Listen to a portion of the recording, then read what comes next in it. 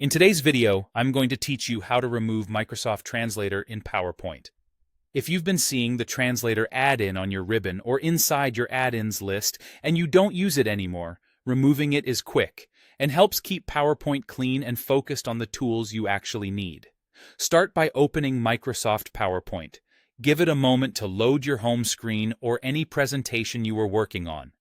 It's a good idea to save and close other presentations for now so nothing gets in the way of a quick removal.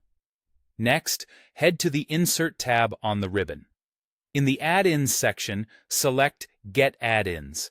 This opens the Office Add-ins window.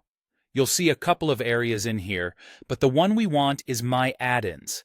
That's the place that lists add-ins already connected to your account, including any you've previously added from the store or that were provided to you within your organization. In the My Add-ins view, look for Microsoft Translator. You can scroll through the list or use the search box at the top of the window if you have a lot of add-ins installed.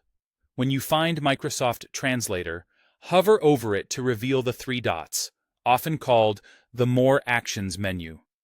Click those three dots and choose Remove. If PowerPoint asks you to confirm, go ahead and confirm.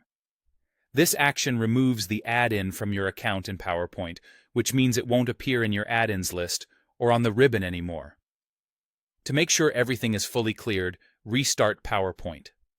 Save any open files, close the app completely, and then open it again. This refresh ensures any cached buttons or panels related to the Translator add-in are fully gone.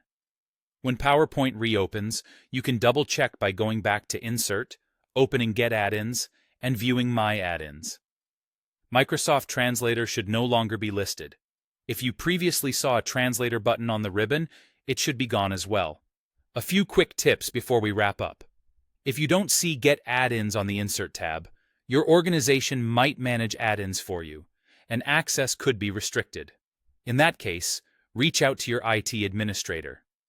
If Microsoft Translator doesn't appear in your My Add-ins list, it may already be removed, or you might be signed into a different account than the one that added it. And that's it. You've removed Microsoft Translator from PowerPoint and tidied up your workspace. Thanks for watching, and I'll see you in the next tutorial.